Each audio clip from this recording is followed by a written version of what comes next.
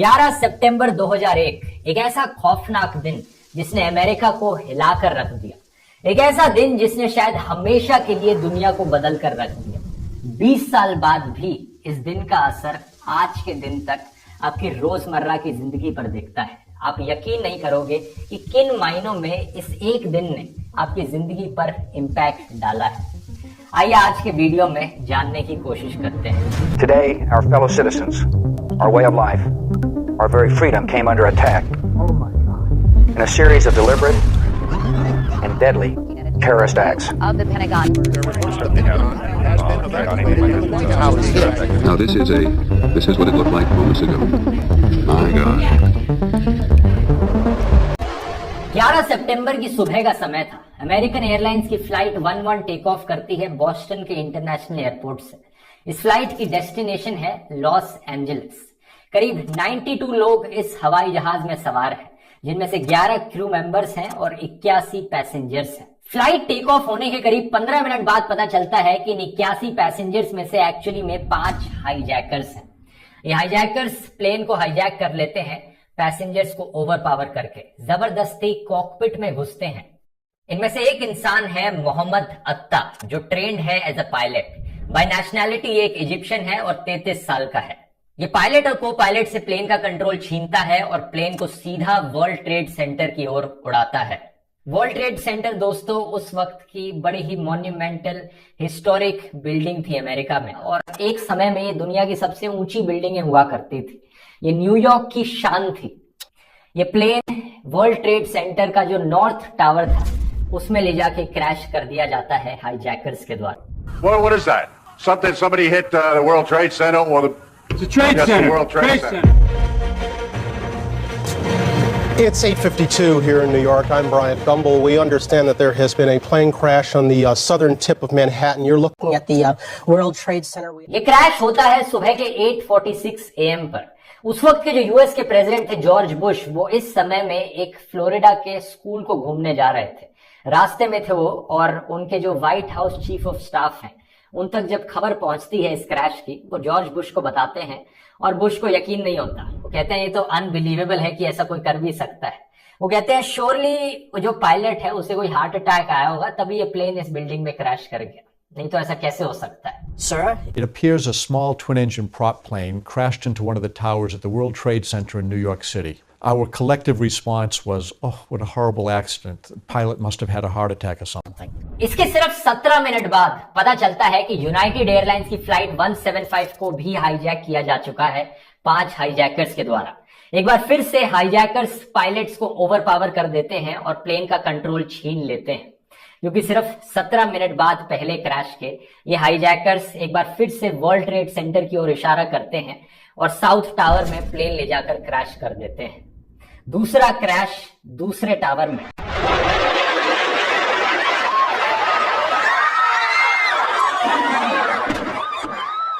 इस समय तक US president George Bush school पहुंच चुके होते हैं और एक क्लासरूम में मौजूद होते हैं सेकंड क्लास के बच्चों के साथ। वो एक रीडिंग एक्सरसाइज कर रहे होते हैं, इसका नाम होता है द पेट गोट। इस समय उनके जो चीफ ऑफ स्टाफ हैं एंड्रयू कार्ड, वो क्लासरूम के अंदर बीच में घुसते हैं और धीरे से उनके कान में कहते हैं अमेरिका इज अंडर अटैक।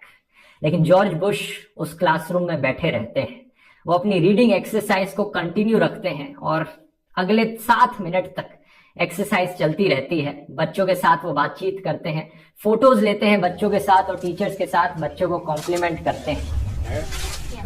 ये 7 मिनट बड़े क्रिटिकल हैं, क्योंकि इन्हीं 7 मिनट में दुनिया भर में खबर फैल चुकी है कि 2 प्लेन क्रैश हो चुके हैं वर्ल्ड ट्रेड सेंटर में। बाद में बहुत से लोग क्रिटिसाइज करते हैं जॉर्ज बुश को इस चीज को लेकर कि क्यों नहीं उन्होंने तुरंत एक्शन लिया। जब पता था कि 2 प्लेन हाईजैक हो चुके हैं, अमेरिका पर हमला हो रहा है, क्रैशेस हो चुके हैं, फिर भी वो इतने मिनटों तक क्लासरूम में ही रहे, इस चीज को इग्नोर किया। दूसरे प्लेन क्रैश के कुछ ही मिनटों बाद खबर आती है दोस्तों कि 2 और प्लेन हाईजैक हो चुके हैं। एक है अमेरिकन एयरलाइंस फ्लाइट 77, जो कि वॉशिंगटन के इंटरनेशनल एयरपोर्ट से टेक ऑफ करी थी। लॉस एंजलिस जा रही थी ये फ्लाइट, और इस प्लेन में भी 5 हाईजैकर्स होते हैं। दूसरी फ्लाइट है यूनाइटेड एयरलाइंस की फ्लाइट 93, न्यू जर्सी से कैलिफोर्निया जाने वाली फ्लाइट। इसमें 4 हाईजैकर्स हैं अपेरेंटली। ये दोनों फ्लाइट्स को टर्न कर दिया जाता है, रीरूट कर दिया जाता है वॉशिंगटन डीसी की तरफ। वॉशिंगटन डीसी दोस्तों कैपिटल है यूनाइटेड स्टेट्स ऑफ अमेरिका की। वॉशिंगटन डीसी से थोड़ी सी बाहर मौजूद है यूएसए की डिपार्टमेंट ऑफ डिफेंस की हेडक्वार्टर की बिल्डिंग, जिसे नाम दिया जाता है पेंटागन। पेंटागन भी अपने आप में एक बड़ी आइकॉनिक बिल्डिंग है दोस्तों। फ्लाइट 77 को हाईजैकर्स इसकी तरफ मोड़ देते हैं और फ्लाइट 77 को क्रैश कर देते हैं इस पेंटागन की बिल्डिंग में। Oh my goodness. Oh my goodness. We're looking at a live picture from Washington, and there is smoke pouring out of the Pentagon. It would appear that there has been another major explosion, this one in the nation's capital. इस point of time तक तीसरे crash के बाद United states की पूरी air space को shut down किया जा चुका है। जितने भी हवाई जहाज हवा में मौजूद थे सबको ऑर्डर दे दिया जा चुका है कि वो लैंड कर दें अपने नियरेस्ट मौजूद एयरपोर्ट पर। 9:37 AM पर यह तीसरा क्रैश होता है पेंटागन की बिल्डिंग में, जिसकी वजह से पेंटागन बिल्डिंग का काफी हद तक हिस्सा डिस्ट्रॉय हो जाता है। 9:59 AM साउथ टावर में जो प्लेन क्रैश हुआ था, इसकी वजह से भयंकर आग लग गई थी पूरी बिल्डिंग में। आग की वजह से और क्रैश की वजह से बिल्डिंग का जो स्ट्रक्चर था वो कमजोर हो गया और इस समय में पूरी बिल्डिंग ही कोलैप्स कर गई। साउथ टावर नीचे गिर गया। About 9:30 this morning.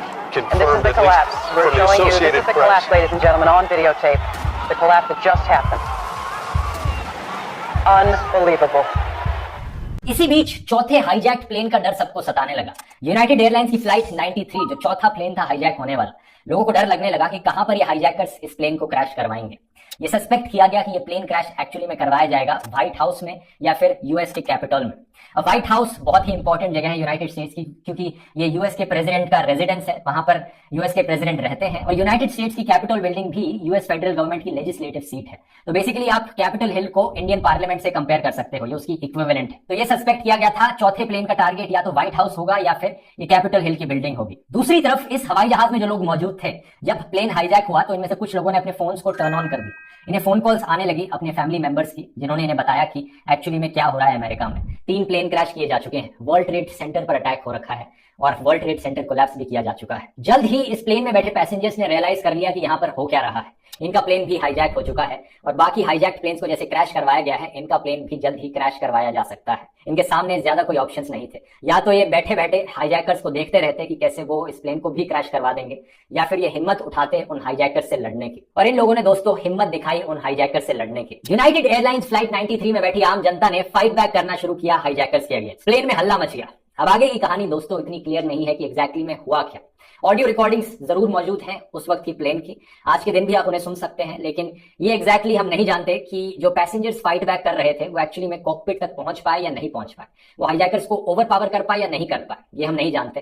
लेकिन हम बस इतना जानते हैं कि पैसेंजर्स ने लड़ने की कोशिश करी और ये प्लेन इवेंचुअली में क्रैश लैंड हो गया एक फील्ड पर, एक खाली खेत में। तो एक चीज तो पक्की है, पैसेंजर्स की बहादुरी की वजह से बहुत से लोगों की जानें बची। यहाँ पर 10:28 AM पर वर्ल्ड ट्रेड सेंटर का नॉर्थ टावर भी कोलैप्स कर जाता है। जब तक ये खौफनाक सुबह दोपहर में बदलती है अमेरिका के लिए, पता चलता है कि 3000 से ज्यादा लोग मारे जा चुके हैं इन अलग अलग इंसिडेंट्स में इन टोटल, और 6000 से ज्यादा लोग इंजर्ड हैं। कई पेंटागन में मारे गए तो कई इन वर्ल्ड ट्रेड सेंटर्स में, तो कई लोग जो भी प्लेन में मौजूद